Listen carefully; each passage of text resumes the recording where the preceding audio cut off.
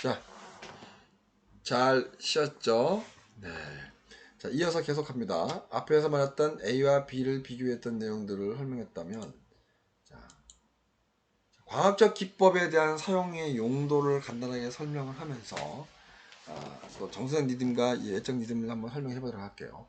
과학적 기법들은 간단하죠. 와이퍼.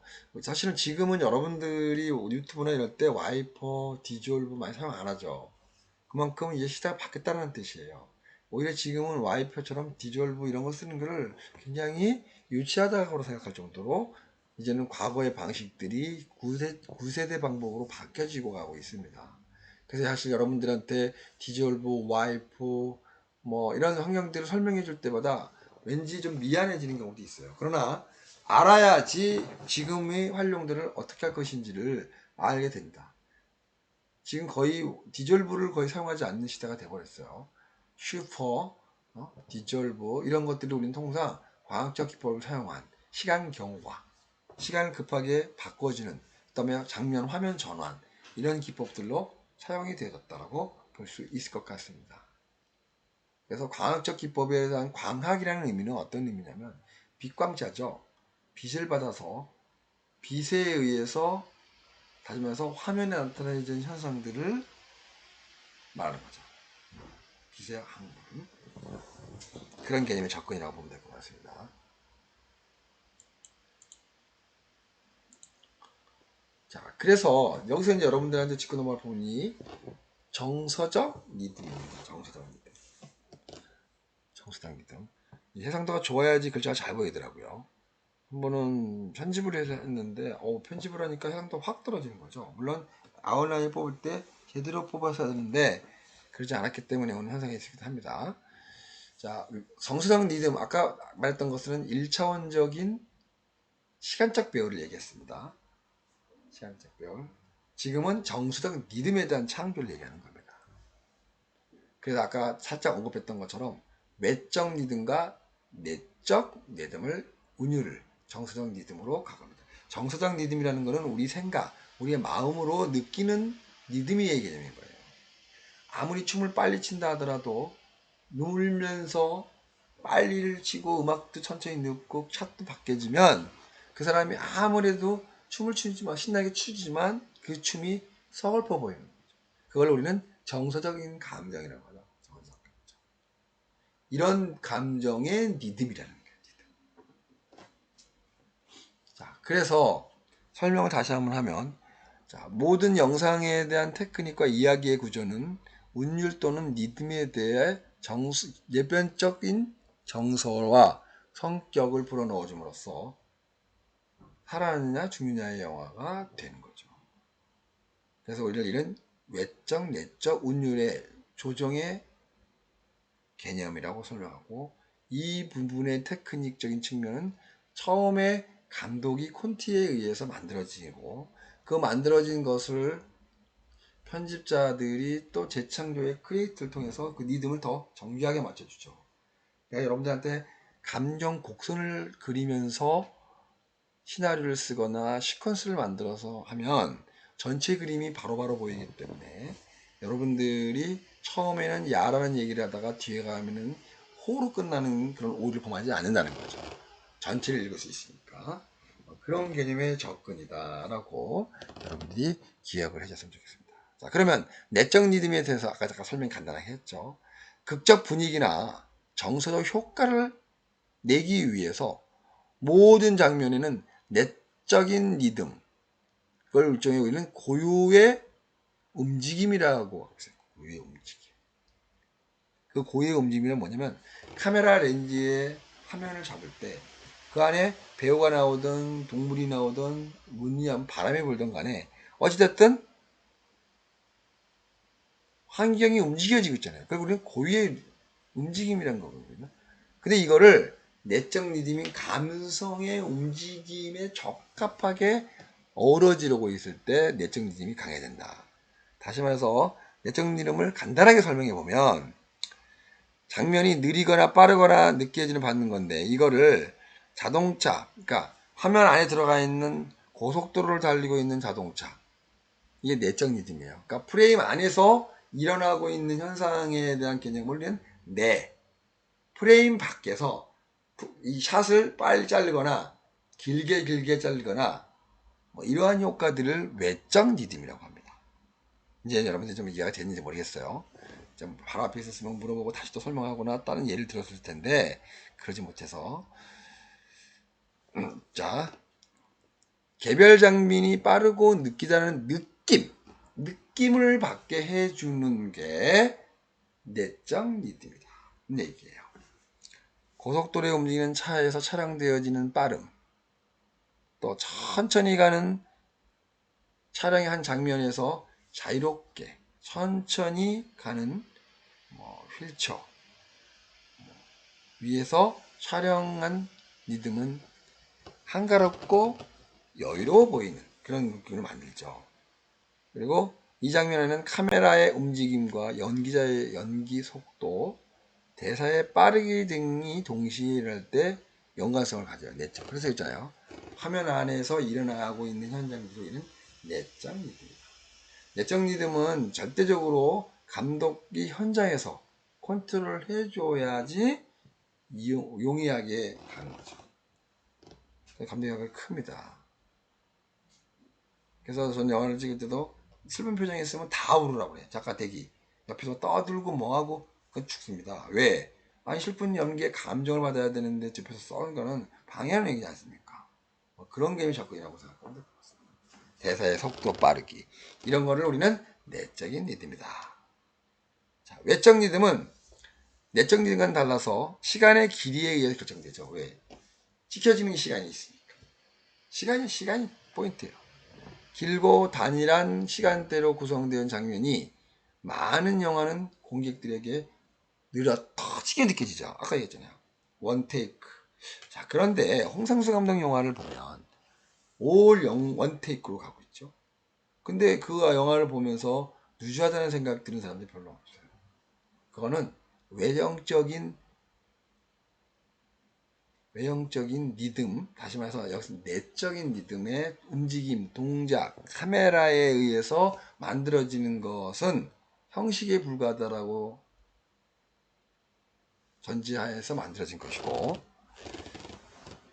그렇지 않고 감정을 움직이는 개념의 접근이 만들어진다는 것은 거기에 있습니다. 그래서 홍상수 감독의 예를 들어서 느리고 외적 리듬이 원의 원컷이잖아요. 굉장히 느리하거든요. 그런데도 그 안에 내면적인 흐름, 서로 내면적이에 대한 감정의 끌림 이런 것들이 대단히 셉니다. 그러니까 마음과 마음으로 서로 견지하고 이런 부분들 굉장히 센 영화들을 그건 고단수는 거죠. 만들어진다는 얘기죠. 자, 외적 리듬은 유럽에서 많이 남았던 것처럼 컷들이 잘라지고 붙여지는 그런 개념의 접근이 되게 많을 수 있습니다. 자, 그리고 현대 영화에서는 외적으로는 상관이 없어 보이는 두 장면을 연결함으로써 속도감을 증가시키고 충격을 강화시키는 효과를 주기도 합니다.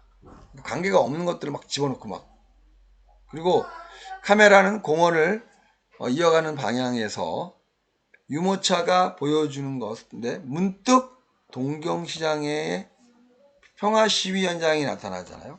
서로 연관성이 없는데 그 관객은 그 장면을 보고 갑작스러운 혼란에 빠지게 되죠. 이거를 혼동감가를 영화를 만들어주기 위한 순간의 속도를 강화시켜주는 역할을 한 것이 외적 리듬인 것 같습니다. 왜? 다른 장면을 쓸 수 있기 때문에 그럽니다. 자, 이런 것처럼 예술의 기질을 갖고 있는 리듬의 작품을 섬세한 배려에 의해서 빠른 움직임, 시적인 영상, 아름다운 영상 등 같이 감정을 기인하는 것인 우리는 편집의 리듬감이다 라고 할 정도로 대단히 그래서 외적 리듬과 내적 리듬들을 적절하게 조화롭게 했을 때 이 움직임, 시적인 영상들이 또 아름다운 영상들이 조화롭게 만들어진다는 얘기를 합니다. 여러분들이 고민해가면서 한번 보시면 좋을 것 같습니다. 이거는 아마 잘 안 틀어질 것 같습니다. 샘플링을 좀 봤으면 좋겠는데 이 부분은 좀 3교시차 때 살짝 보여주도록 하겠습니다. 자, 그다음에 영상과 사운드와의 관계성에 대한 설명을 해볼게요. 영상과 사운드의 관계. 자, 영상이 연결돼서 하나의 시퀀스로 만들어지죠. 그죠? 자, 영상과 영상의 연결은 편집에 있어서 대단히 중요하죠. 이 중요한 이것 때문에 서로 작품의 퀄리티들이 바뀌어지죠. 퀄리티.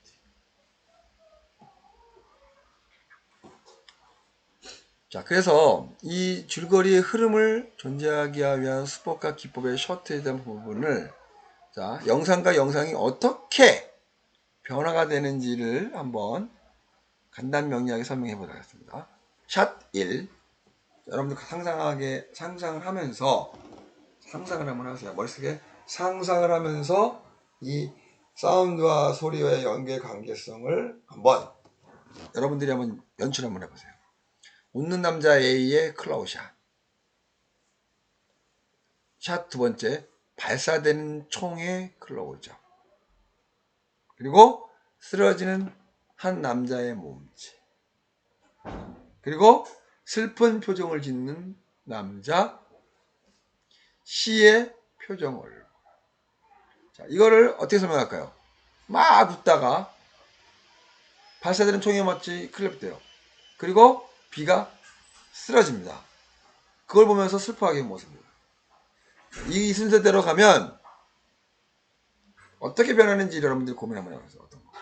자, 그리고 이거는 이제 똑같은 샷인데 순서를 바꿔보도록 해요. 순서를 바꿔볼게요. 이거를 순서를 1, 2, 3, 4 하처럼 순서를 바꾼 게 아니라, 자,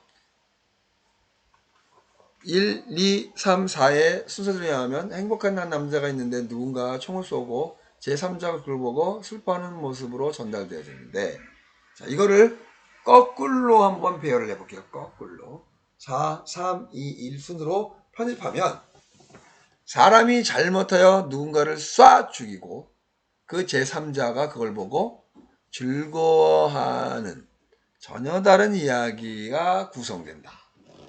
이것이 곧 편집의 묘미다. 이걸 영상과 영상만이 갖고 있는 개념이다 라고 생각하면 될 것 같습니다. 그래서 관객은 장면을 볼 때 정서적 느낌뿐만 아니라 지적인 정보, 그 다음에 또 다른 그 효과에 대한 개인적 감정들이 동시에 받아들이기 때문에 이런 현상이 생긴 것 같습니다. 이걸 우리는 영상과 영상의 샷 바이 샷이라고도 말로 합니다. 그럼 두 번째는 이제 사운드와 사운드의 연결이에요.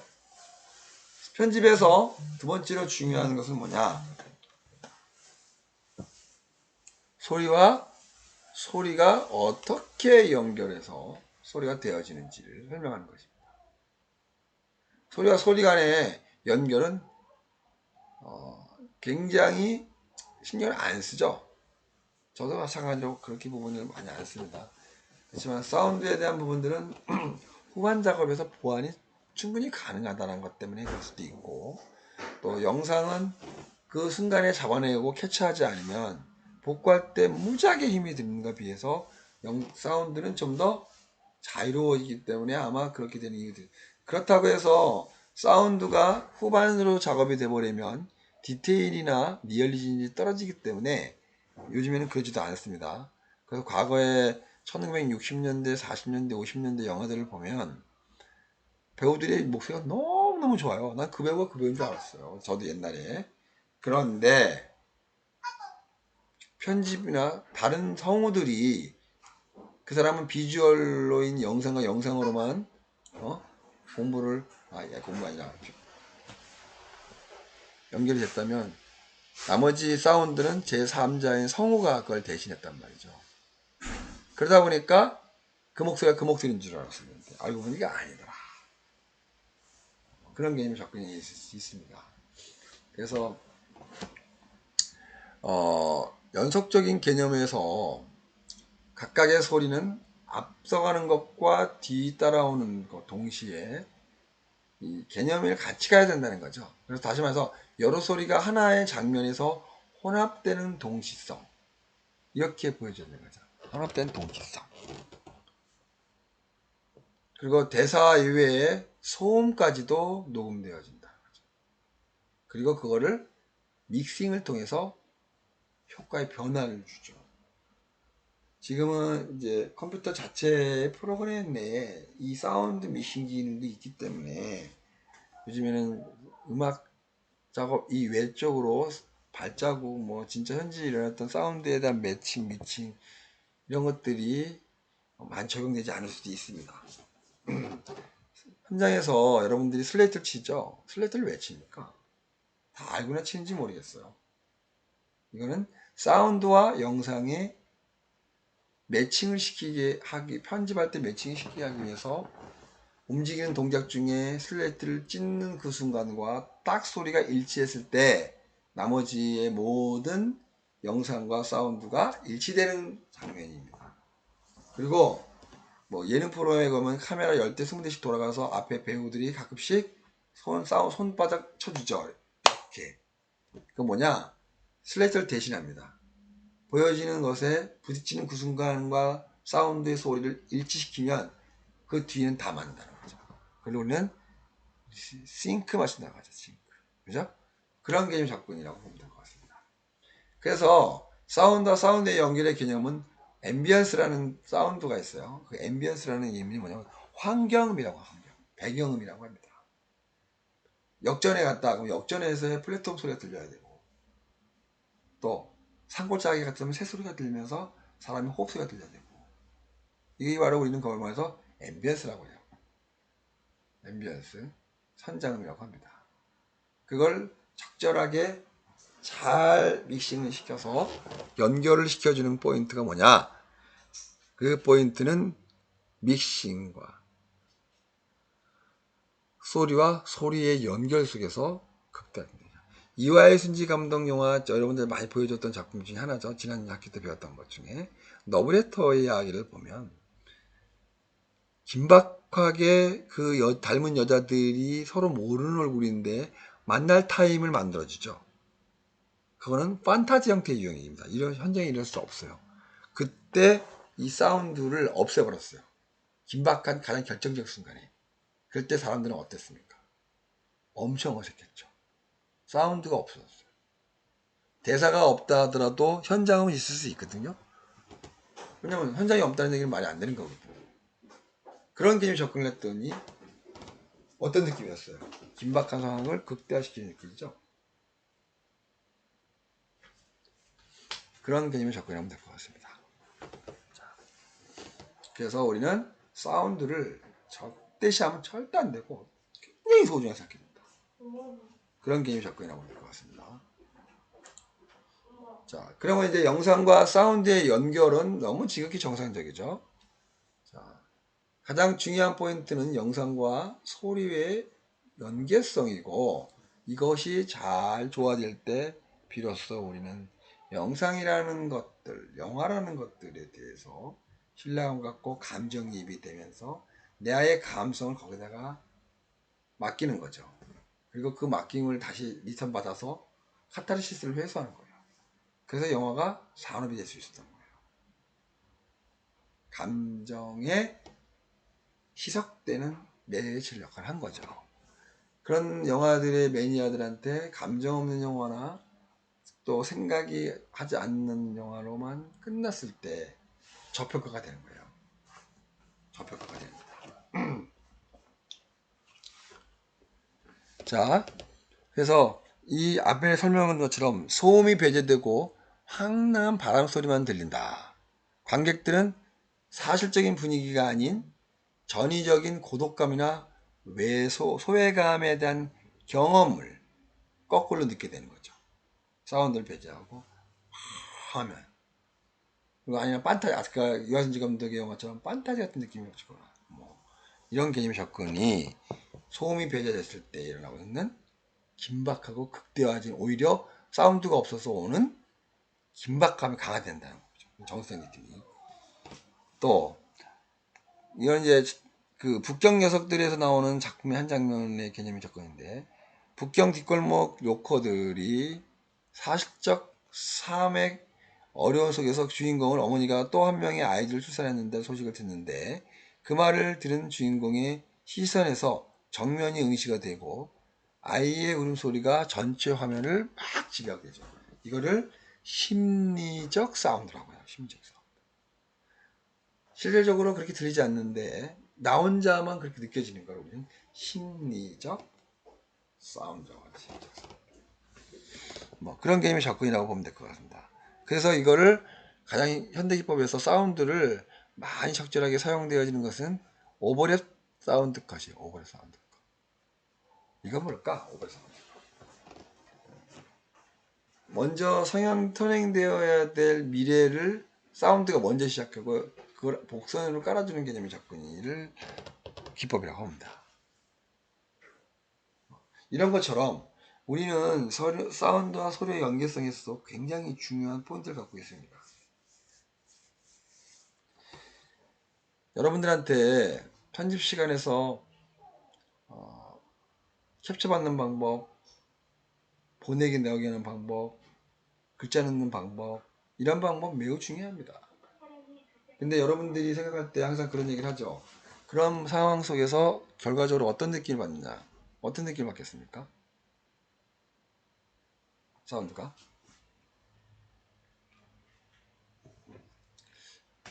영상과 소리와의 관계성은 굉장히 중요하다는 생각들을 느껴지게끔 만들어준다는 거죠. 이런 개념의 접근인데, 가끔씩 우리가 편집을 할 때 사운드와 영상이 너무 지극히 자연스럽게 붙어 있으니까 그 소중함을 몰라요. 근데 사운드를 없는 무브로 한번 들렸을 때는 깜짝 놀라죠. 뭐 어떻게 된 거야? 그렇죠? 그런 데에 대한 접근이라고 보면 될 것 같고, 또 자, 오버랩 사운드에 대한 개념의 경우는 장면 하나에 그 다음 장면이 넘어가기 전에 다음 넘어가야 될 사운드의 효과가 앞 장면의 대사에 겹치기 위해서 나오는 경우를 그런 개념 적용하면 될 것 같습니다.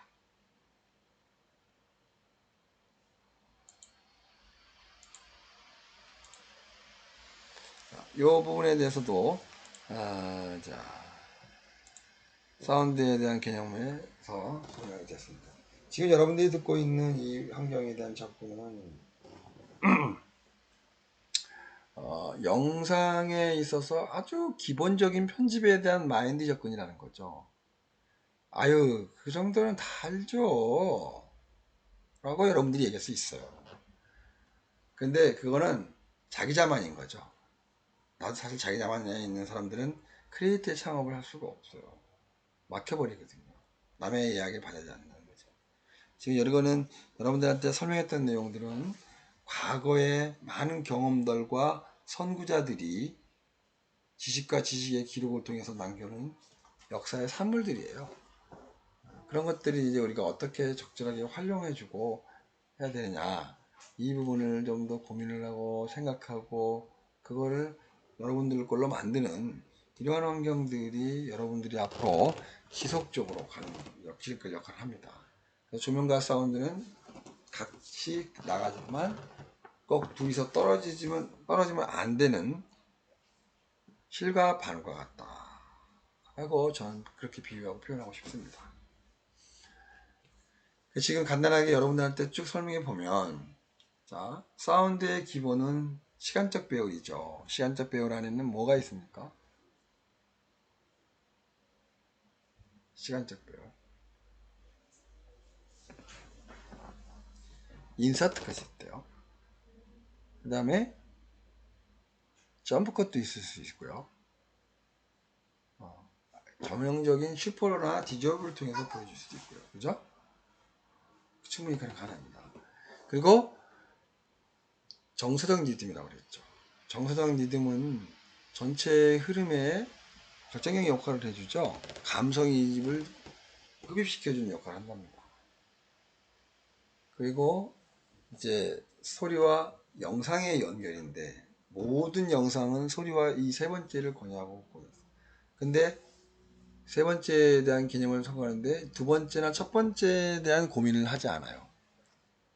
그것까지 고민하지 않습니다. 그냥 사운드와 영상이 그냥 자연스럽게 붙어 있다는 생각을 하는 거죠. 근데 편집 프로그램에 가면 달라지죠. 바뀌죠.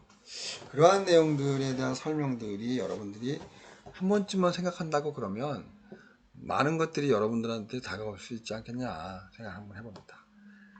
자, 10분간 휴식을 하고 계속 이어서 하도록 하겠습니다.